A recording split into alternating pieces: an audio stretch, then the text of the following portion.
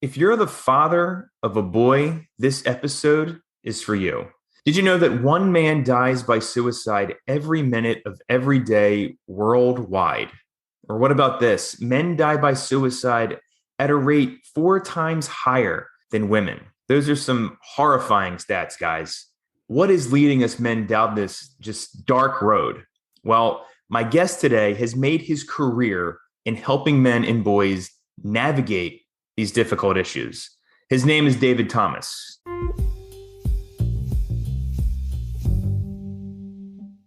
This is the Dad Devotionals podcast with Dave Domzalski.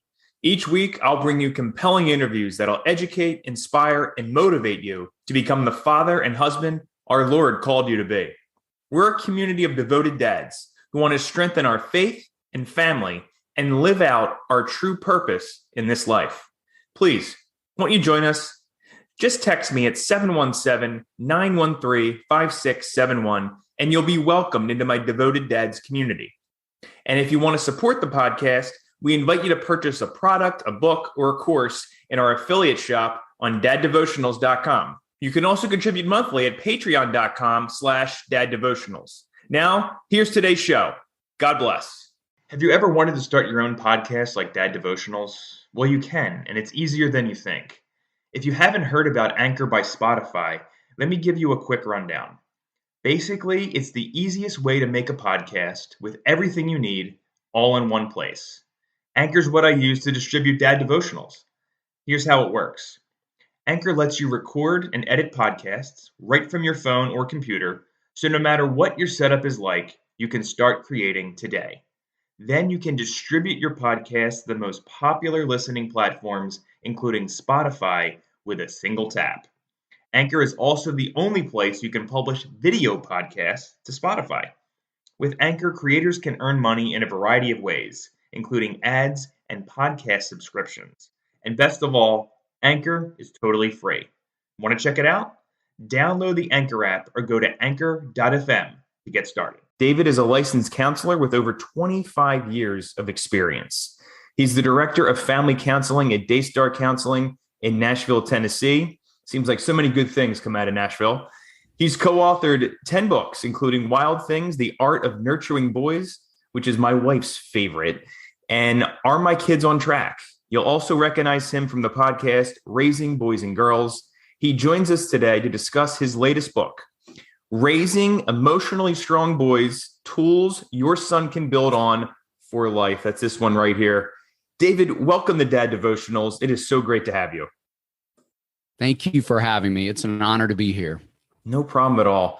Let's start with this. Why is dealing with emotions so difficult, not just for us men, but also for our boys specifically?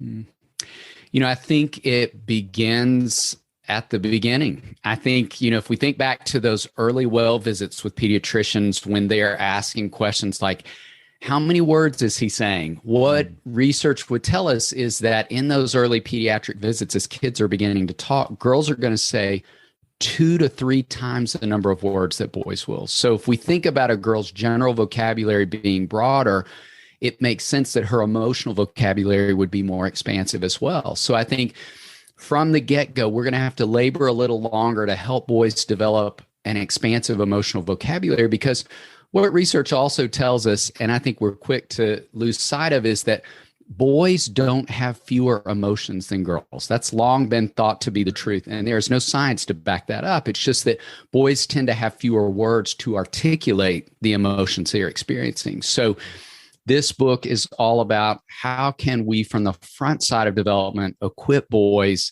to be able to name and navigate their experience throughout their life, because it's just something every one of us as human beings, men and women, males and females, are going to need to do. But according to the stats, men have a much more difficult time doing. Absolutely. This is something that I'm going to ask you that has worried me, that I do with my son.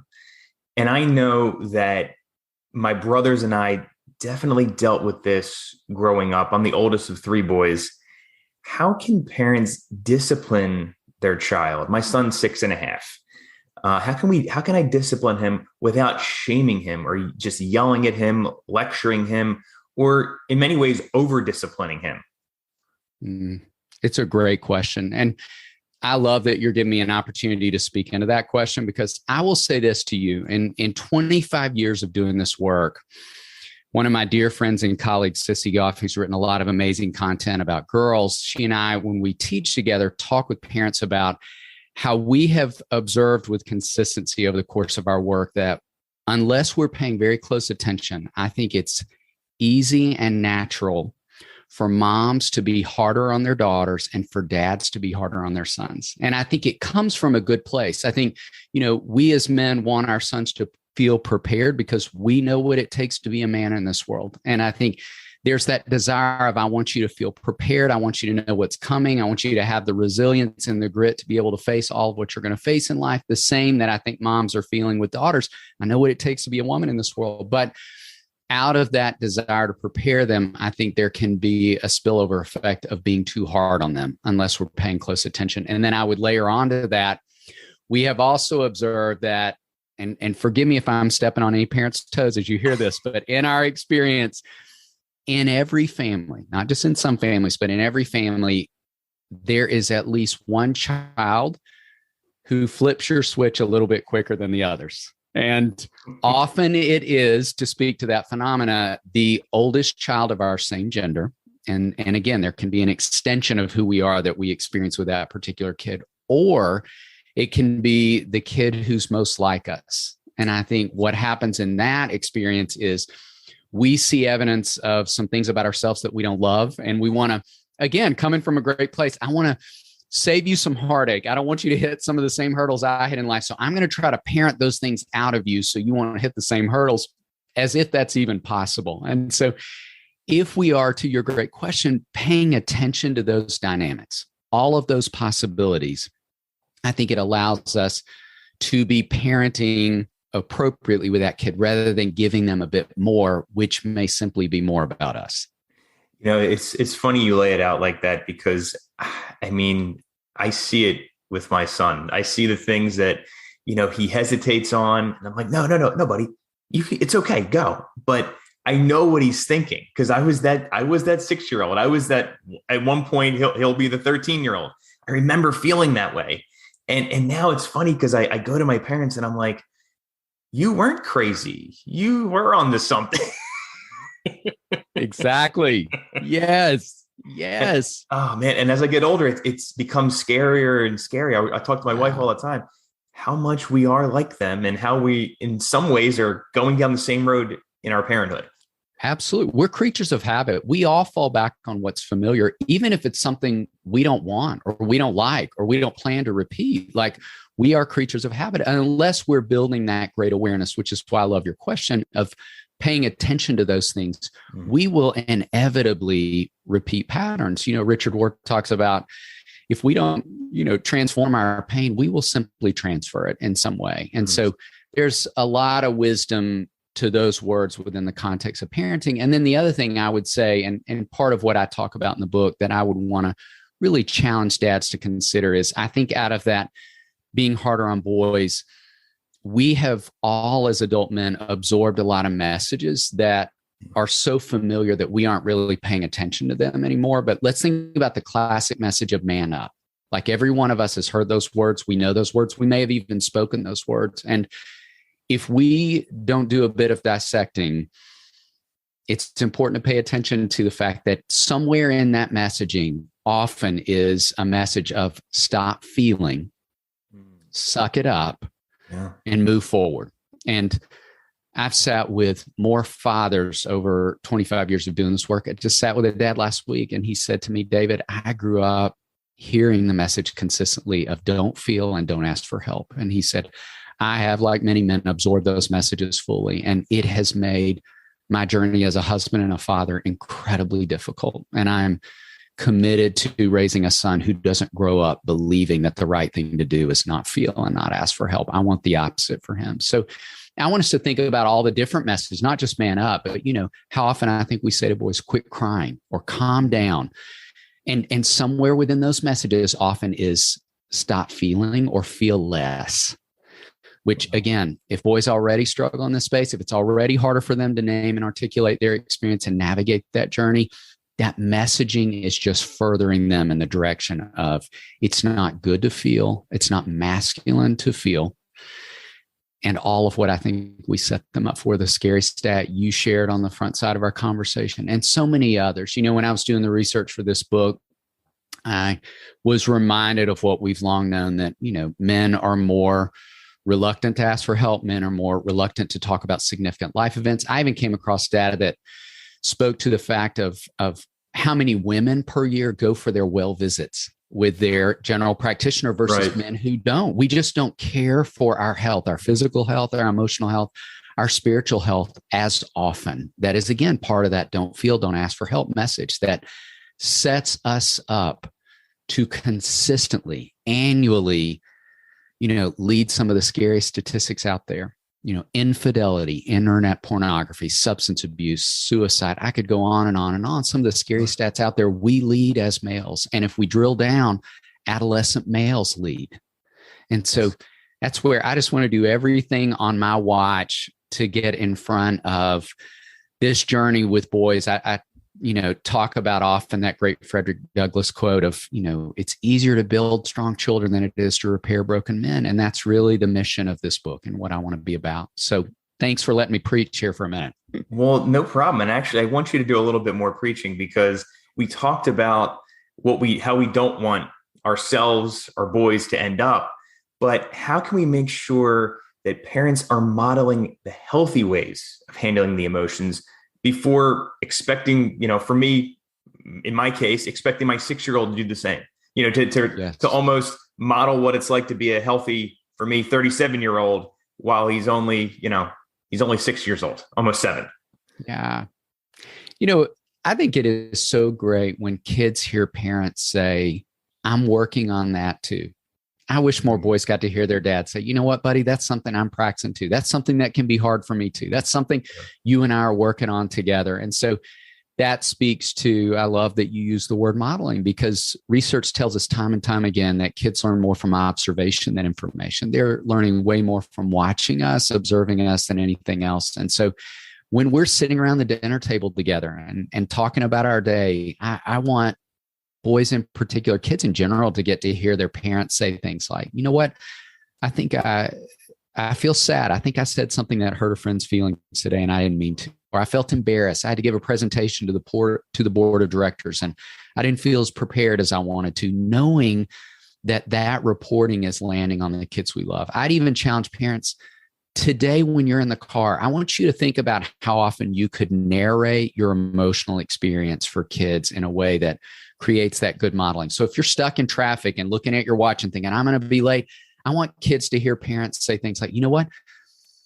I feel stress in my body right now because the traffic is heavy and I'm worried we're going to be late. And so here's what I'm going to do. I'm going to turn on some calming music right now and listen for a few minutes because I think that'll settle my brain and body. Or I'm going to do a minute of some deep breathing, or let you and I pray together right now. There's so many different ways that I think we could narrate our experience that kids then get to sit front row and watch the work of regulation happening, which I talk so much about in the book, on the grownups they trust the most in this world. And that I would say to parents listening, that above everything else we will do will have the greatest impact in terms of their emotional development. And I would even go one step further in saying for the boys, I think I talk so much about how much boys need to see that emotions reside in the life of a man. And they need to see that their dads sometimes feel worried and afraid and confused and uncertain, because we place such a high value on competence in this world. And I think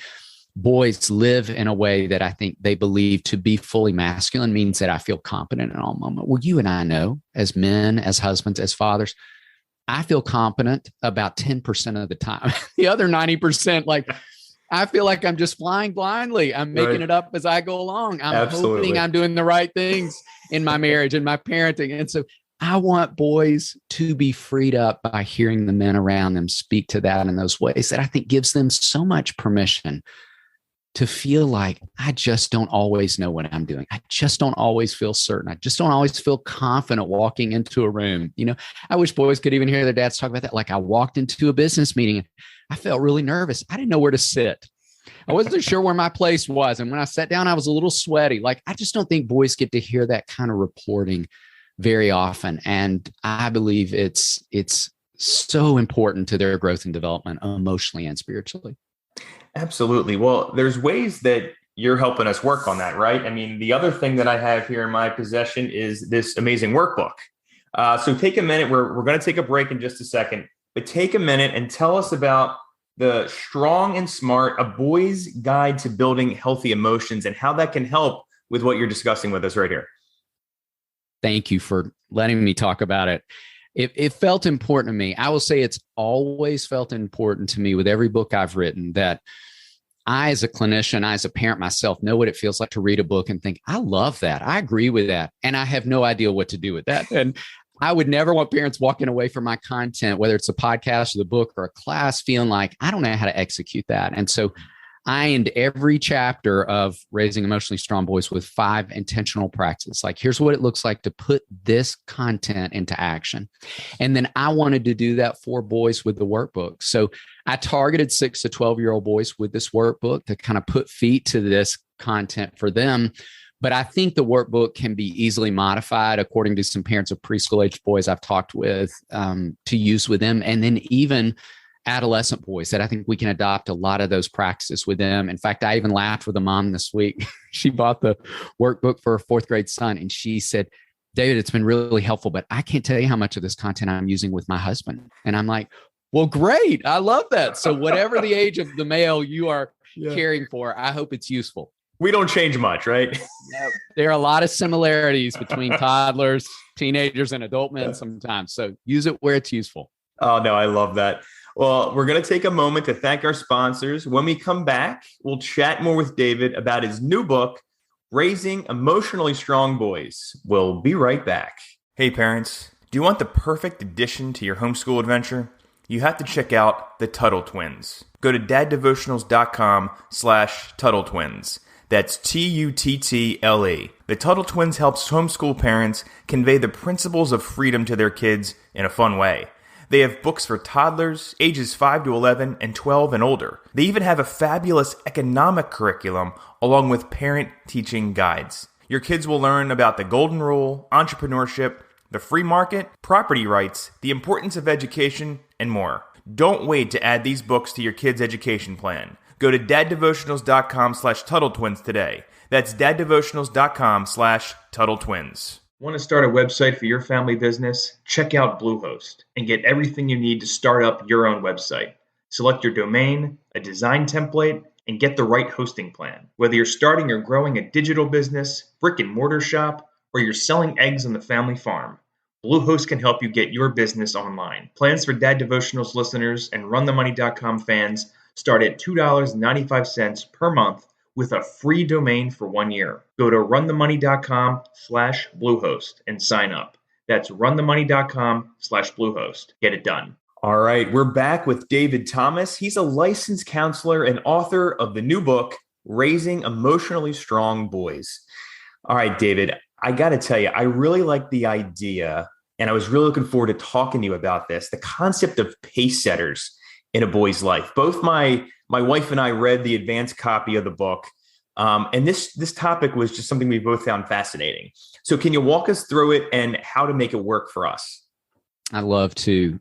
We've been talking so much about a boy's emotional development, and obviously that's the bedrock of this book. But the second third of the book is really about the strength of connection and how boys develop emotionally within the context of relationships. And so I break down relationships with moms and dads, some unique things boys need there, and also friends, mentors. And in talking some in that space, I piggybacked on, I get to credit one of my amazing sons. All 3 of my kids were runners throughout their high school careers. They all ran track and cross country. And I love those sports. And one of my boys, senior year of high school, introduced me to some video content about Elliot Kipchoge, who is a man who was born in Kenya to a single mom, ran to school every day of his life, and developed into one of the fastest humans on earth. He's set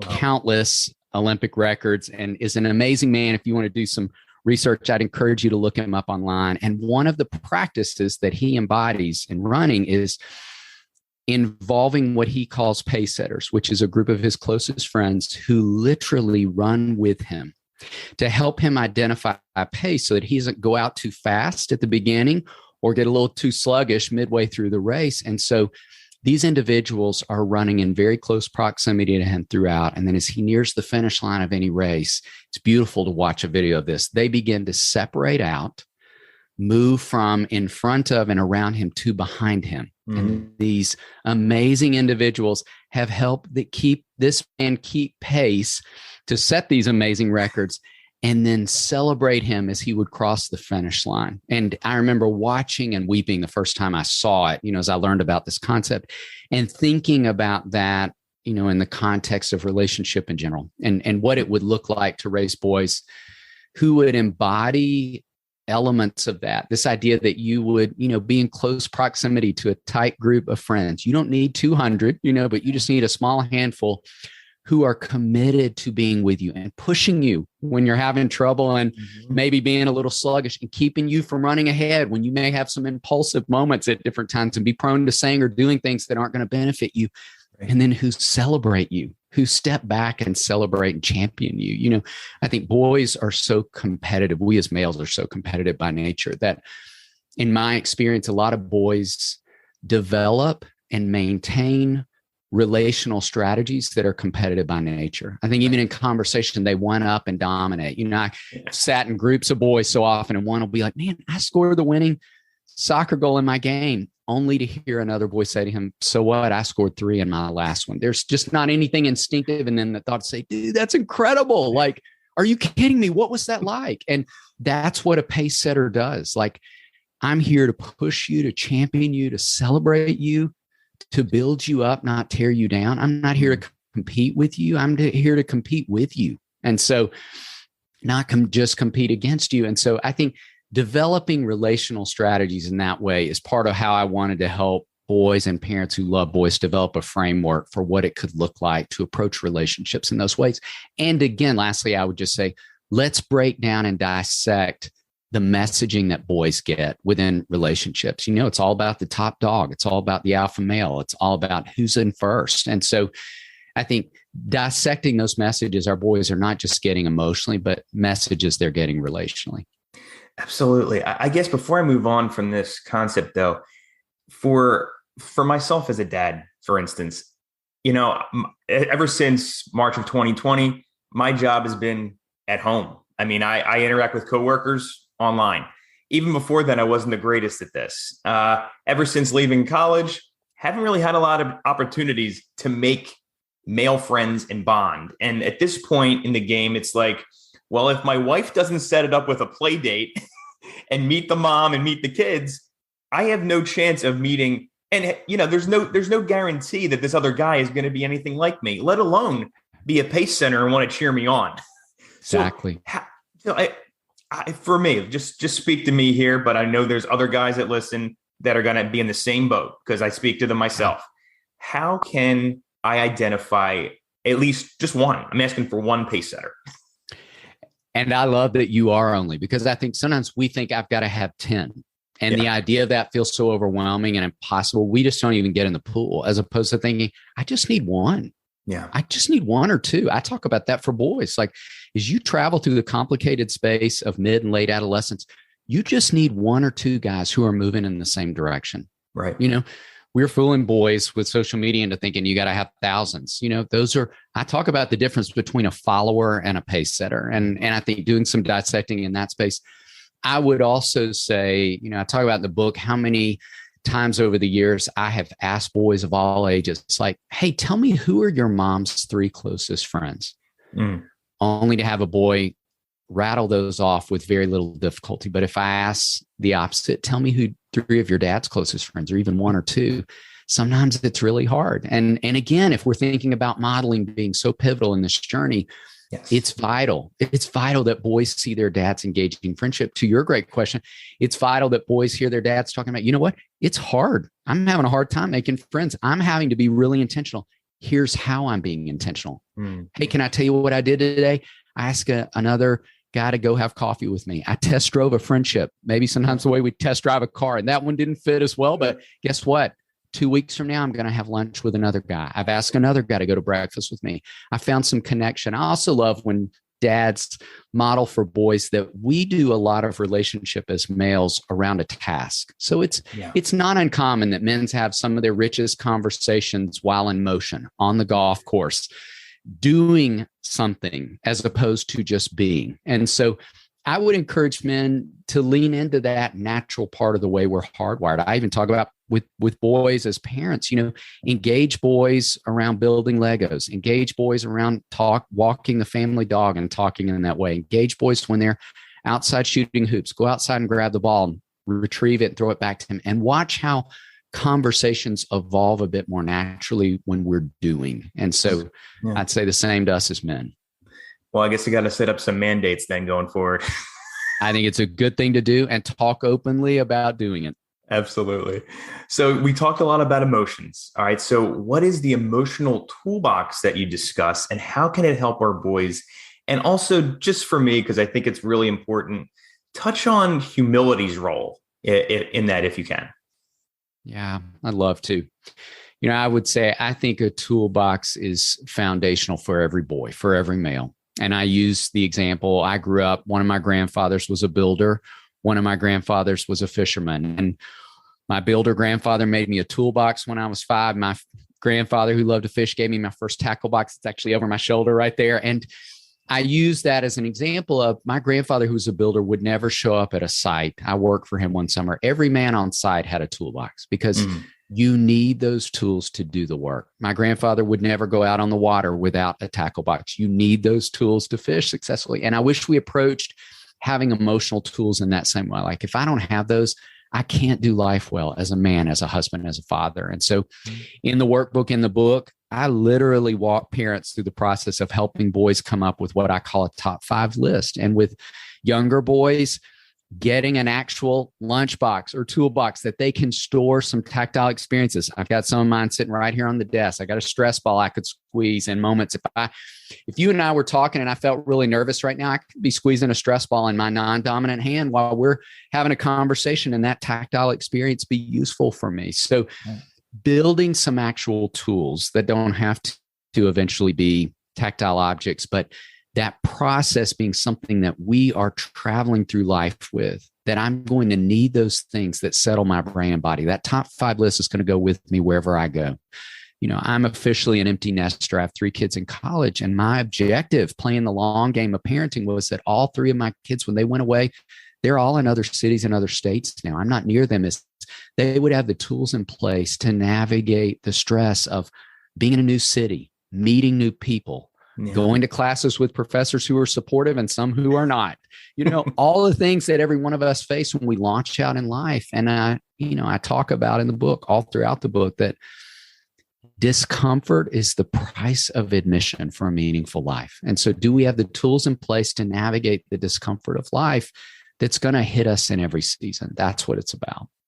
Man, well, that's you set it up so nicely. I got to tell you, because I want to talk about work ethic and the concept of mastery. You write that our sons need to know they're capable of hard things and good work. So as I told you, I have a 6.5-year-old son, and I want to know, how do I instill this in him when he doesn't want to do, the diligent, the tough types of practice that it takes to get better on the golf course, for instance. He's a little golfer. He started when he was 3.5, picked up a club, and he hasn't shut up about it since. So yes. My wife and I were discussing it on our walk back last night. And I'm like, I'm so glad I'm talking to David Thomas tomorrow, because I want to know, how do we push him without breaking him? It's a great question. And I think we absolutely do push him. I talk a lot about a magic equation I use every day in my practice with parents of support and challenge, support and challenge. And in that order, that we always start with support. Hey, buddy, that's hard. I can tell you're frustrated on the golf course today. I can tell you're not hitting the way you want to hit. And challenge. What would it look like to give it another shot at the next hole? What would it look like to take 2 minutes and walk up and down the course and do some deep breathing and then come back into the game at that point, whatever it may be, using his tools in that space. But even there, do you see where we're kind of breaking down that message around competence? Like, the world's going to tell you, you show up at every hole and you just nail it. And what I'm here to tell you is that's not at all how life works. And what I'm also here to tell you is that you're going to feel so incompetent at moments that will be the greatest gift you've been given, because it will remind you to lean into God. It will remind you, you don't have everything you need. You weren't designed to, but he does. And so there are so many layers of goodness, I think, when we're breaking those messages apart. But again, if boys get to sit front row to their dads doing that, work it through when they're frustrated on the golf course, but again, balancing that support and challenge equation in ways that I think are just so needed and necessary. But I love that you allowed me to talk about this, because I would say, we are currently, and I talk about this in the book, experiencing the highest rates of anxiety we've ever seen at any other time in history. In fact, as far as kids go, anxiety is considered to be a childhood epidemic in our country right now. We have such high rates. And what the anxiety research would tell us is that the two most common parenting practices with anxious kids is avoidance and escape. This sense of, I want to extract you from whatever feels overwhelming. I want to pull you right out of that, which doesn't present any of the opportunity you are describing in the great question that you ask. And what happens when we do that is we send a real strong message to kids of, you know what, the problem is too big and you're too small. So I'm going to take you out of that, as opposed to communicating, no, you are brave and courageous and resilient and capable. And I'm here with you. There's the support and challenge equation in that. So the worst thing, in summary to that, the worst thing we could do for anxious kids, the worst thing we could do for kids in general, is just pull them out of hard situations. And that's why I speak to that. I want to also give a great shout out to, I borrowed the brilliance of that idea from my dear friends, Jane Catherine Wolfe, who are part of an amazing organization called Hope Heals. And Jane Catherine are parents to two sons. And every night they pray over their boys. And I wish we would all pray this over the kids we love. God made you to do the hard things in the good story he is writing for your life. I love those words. I'm going to say it again if you'll let me. God made you to do the hard things in the good story he is writing for your life. And I wonder what it would be like to live in a world where we were speaking that over our sons daily, regularly, consistently, in a way that when they came up against hard things, our voice was always in their ear of hearing, like, of course things are going to be hard. My mom and dad have been telling me that all along, and I'm made for the hard things. Absolutely. I can listen to you all day, my friend. This is wonderful. And I would end it there. I could talk all day to you, so thank you. Well, I guess that's why you went into counseling, right? Likely so. If I ended it there, we wouldn't be able to do my favorite spot, my favorite segment in all these podcasts, and that's the Fatherhood 5. It's a lightning round, quick answers, first things that come to mind, 30 seconds or less. Are you ready? I'm ready. Hit all me. Right. What's the most rewarding thing about being a parent? The relationship. And as an empty nester, getting to have that with young adults now, like being near the end of that journey and getting to see what it looks like in this space. Beautiful. What's the most difficult thing about being a parent? The humility, how it consistently exposes me. Yes, it does. Yes, it does.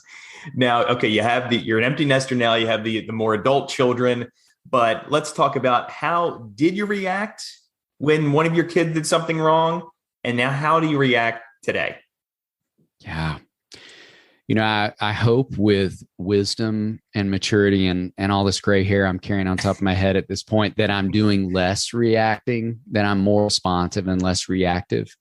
And I would say part of parenting that long has been the practice of trust over and over again, that, these kids have been given to me to steward as a gift, but they don't belong to me. And so it's a constant releasing of them over and over, and trusting a God I love to protect them. Framing it like stewardship really changes your mindset, doesn't it? It does. It absolutely does. Yeah, definitely. Best resource on raising boys and girls other than any of your books or lectures or podcasts? Hands down, a book by my friend, Dr. Dan Allender, How Children Raise Parents. It's one of my favorite parenting books out there. I couldn't recommend it highly enough. It should be required reading. They shouldn't let you go home from the hospital until you dropped it in your Amazon bucket. So grab a copy of that book, Dr. Dan Allender, How Children Raise Parents. All right. That will definitely be in our show notes. And lastly, give us a Christian quote or Bible verse that you're meditating on today. Could it be the one I just shared with you from my dear friends Jay and Catherine, because I love it so much? Absolutely. Do you want to give it to us one more time? I'd love to. And I think even not just saying that over our children, saying it back to ourselves. God made me to do hard things in the good story he's writing for my life. If I believe that to be true for myself and for my kids, I think it can be transformative in our journey of parenting. So I couldn't say that enough. Absolutely. And one of the privileges that we get on this earth is to be a parent, Dad. So let's not take it lightly. Yes. Amen. Well, David, we're just about out of time. But before we go, I want to give you an opportunity to share how we can connect with you and grab a copy, not only of this amazing book, but also the accompanying workbook. Thank you. You can find everything I do at raisingboysandgirls.com. So you could find our podcast, you could find our books there. You could find out where we're traveling around the country and teaching some classes. And I'd love to get to meet you if I'm coming to your city. And then the books can be purchased anywhere you buy books. And so thanks for giving me the opportunity. Thanks for the life-giving work you're doing too. I'm so grateful for your investment in fathers and genuinely honored to get to be a part of this conversation today. Thank you. Thank you. And that really means a lot coming from someone like you. I really do appreciate that. And I want to thank you especially for touching all the boys and all the men out there. We need more counselors like you that have this focus. And I know my wife, especially, because it has never stopped singing your praises. In fact, I had to hold her back from trying to be on this podcast with me because she just loved it to me, for her. And she wanted to make sure I got this across. The nurturing book, the Wild Things book, that completely changed for her. And then for me, because, wives like to pass on what they read to the husbands, how we focused on raising our son. And she read that. It completely changed how she wanted to speak into him. And so I want to thank you for that, because I have an amazing 6.5-year-old. And I hope that these materials will help me just make him an amazing teenager. We'll see, though. Stay tuned. Thank you. Thanks for saying that. Give my best to your wife. Absolutely. No problem at all. David, thanks so much for coming on the show. May God grant you many blessed years and just bless the work that you're doing. Take care, my friend. And we look forward to hearing back from you at some time in the future. Thank you. Hey, dads. Are you responsible for your household or business finances? If so, check out my website, runthemoney.com. Run the Money is the place for money management tips for saving more, paying off debt, and budgeting. I also give you ideas and information for starting a side business. If you're in between jobs or need a way to get a better handle on your family's money, go to runthemoney.com for free articles on money management. That's runthemoney.com. RUNTHEMONEY, all one word. Runthemoney.com. I'll see you there. Thank you for listening to Dad Devotionals. Be sure to text me at 717-913-5671 to join the Devoted Dads community. Do me a favor and share this episode with at least one other person who could benefit. Until next time, take care and God bless.